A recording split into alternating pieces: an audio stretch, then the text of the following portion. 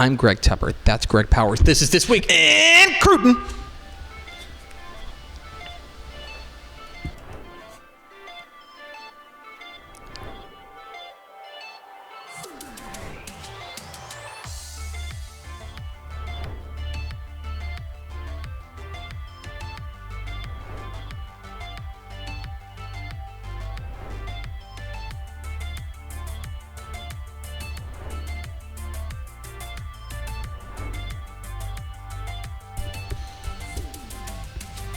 It's This Week in Recruiting with Greg Powers, our Director of Recruiting here at Dave Campbell's Texas Football. Follow him on Twitter at GPowerScout. See his fine work at TexasFootball.com/recruiting. And, of course, this is brought to you by our good chicken friends at Chicken Express. Chicken Express, you know what I've found is that recently people have had, they've been dealing with cases of basketball fever, perhaps even March Madness. Mm-hmm. And you know what I've found is a great cure for that? Chicken tenders? Get that little yellow box. Oh, man. Take one yellow box and call me in the morning. Chicken tenders? Right now, if you were one of those fans out there that just happened to have picked Louisville in your bracket. Oh, no. You didn't pick Crootin. They're down by 15 right now at halftime, and you're just feeling it. You're in your feels right now about Louisville. Hit that app and get you some chicken eat. Yeah, do some emotional eating. Yeah. Like, that's what this is. Is like, you need to, like the best way to cure, honestly, I mean this sincerely. I don't know about you, but like sports trauma, the way I treat it, gravy.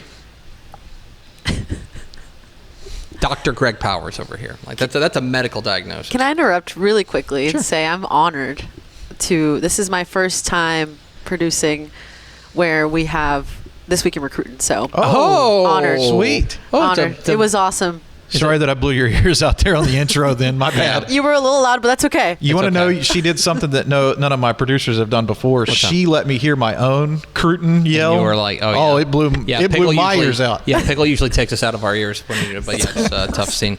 It's This Week in Recruiting with Greg Powers, our Director of Recruiting. It's funny because you did it, and like our sales team, they were walking out to lunch, and like our VP of sales like heard you do it, like looked over here like but then he realized what was going on. It radiates. Let's get into it. Let's talk about our prospect on the rise. Our prospect on the rise. We're going to go to Liberty Hill. I'm excited about this. Talk about their 2026 defensive tackle Alistair Vallejo. I did a Liberty Hill playoff game for FanDuel Sports Network Southwest. And when I tell you that this guy was all over the place against Brenham, picked up an offer this week from Arizona, and this guy's a freak show, man. He's unbelievable. His tape is really good. Mm-hmm. He's one of these guys not rated now. Well, not rated on any of the national outlets. We have him already rated as a 3-star prospect here at Dave Campbell's. But everybody's going to jump on this guy. Everybody. I'm going to read through some of his stats right here just to put some perspective, because I think you're going to find something interesting as I go through these. 47 tackles. Good. Reminder, hold on. Interior lineman. He's lining up a lot between the guards. 8 sacks, 15 QB hurries.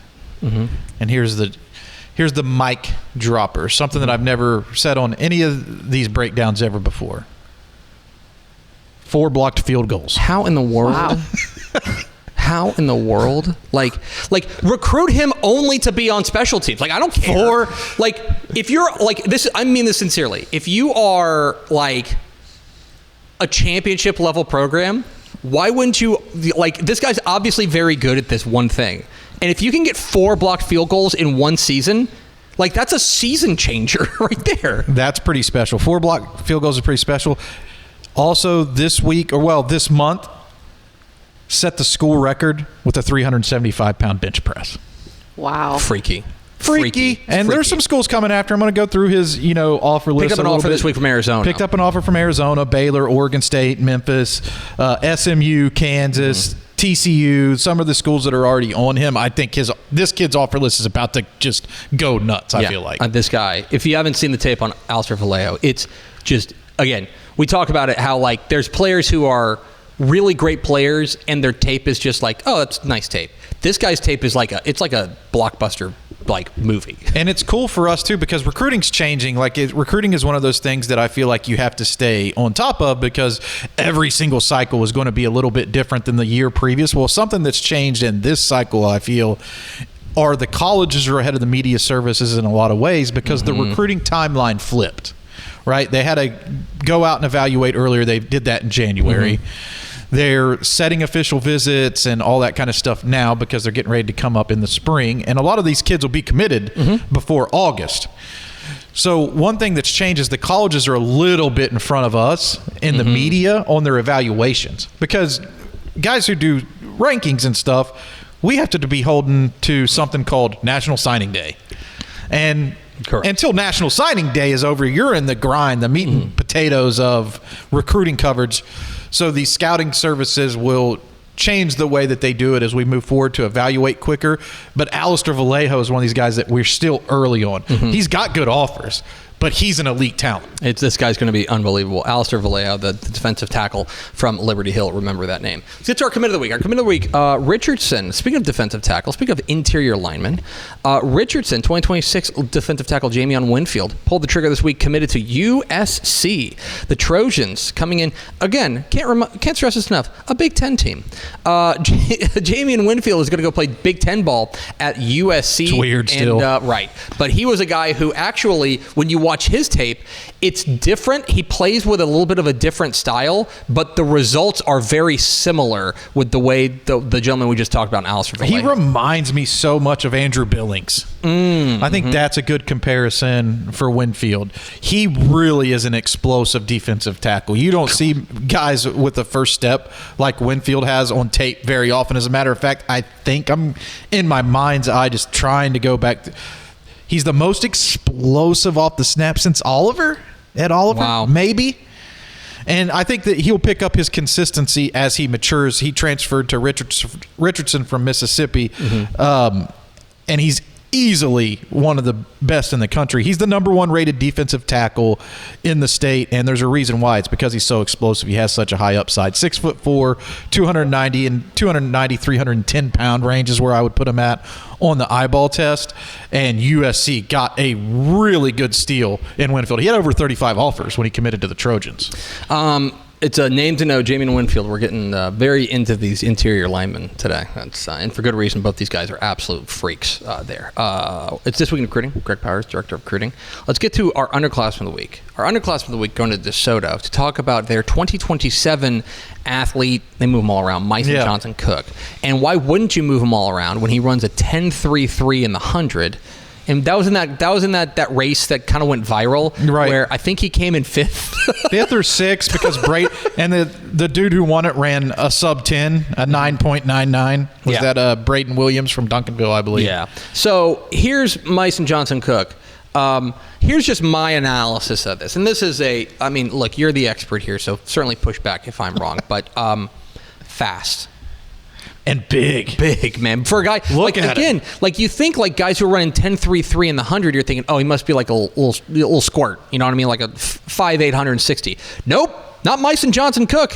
This is a dude who gets that tractor trailer moving. See, one of the things I love about our ability to cross over into being like basically Texas high school football experts and kind of like prospects / rankings, recruiting experts as well. Like, you get to wear multiple hats here. Like, you can put perspective on who's running Myson Johnson Cook down in these tapes because we know the players. Like that first clip, somebody might have watched that first clip and said like, oh, why did that safety kind of close on him? Yeah. Well, because that safety was Tyron Pauly. Right. Yeah. You know the what safety I mean? is an elite prospect himself. Yeah. Or somebody in 11-6A, the District of Doom. Correct. Well, Myson Johnson Cook is not getting caught on tape by anybody. At 6'3", 220 pounds, this dude is an animal. And last year was his first year playing Texas high school football.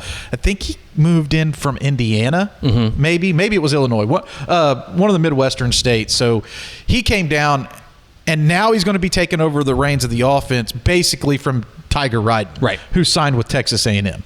They're not going to have much drop-off going from Ryden to Cook.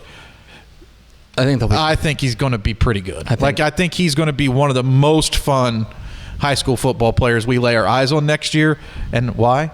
6'3", 220. Yeah. 10.33. Oh, by the way, he doubled down on that because he ran a 10.45 after that in the next track meet. So he went 10.33, 10.45 at 6.3, 220. Because that was one of the things is that, like, I know that, like, that race went viral. We've talked about it. And I want to be clear that it was wind aided. That if you look on the screen up there, I think it's like plus 2.6 or something like that. So there is a wind aid on there. So I don't think that, like, that would qualify as like a state record because there was too much wind. Right. So then he goes out there and runs basically a wind neutral 10.45. It's like, what are we doing here? Like, that's crazy. And I mentioned this to our friend Joel Anderson, who is now with The Ringer, who's a guy who was a track guy, and he pays attention to track. And I sent that to him, and he brought up the great point. He's like, dude, we're not even at the Texas Southern, like the TSU Relays. Like, the TSU Relays are like the first big, like the Blue Bonnet. It's not warm yet. Yeah, the Blue Bonnet Relays are like a good kind of entree, like a appetizer to track season. Like, it's not until you get to Texas Southern and then obviously the Texas Relays and then obviously the state championships when you start, like, these guys are going to get faster, like, over that time, theoretically. It's crazy to be running this fast right now. I compare it to kind of like baseball, right? Like, whenever baseball starts, they're not hitting well because their timing's not quite right, and it's cold. Yeah. Right? Yeah. So it's windy, it's bitter out there. But also the techniques are going to get better with each and every race. These guys are going to be faster. And Cook's scary, man. Like, Cook is just flat out scary. And already all the top schools in the country are pretty much coming after him. He has Georgia, Notre Dame, Oregon, Ole Miss, TCU, Texas A&M, USC, etc. Texas has not offered him yet. SMU has. So those are some of the schools that have offered this up-and-coming phenom at DeSoto. Guess what? DeSoto's got prospects. I can't believe it. I'm blown away. I'm always blown away by Greg Powers, our director of recruiting here. Nice. Nicely done. Follow him on Twitter, G Power Scouts. He's fine work at TexasFootball.com/recruiting. Hey, Sam, make that high five the thumbnail.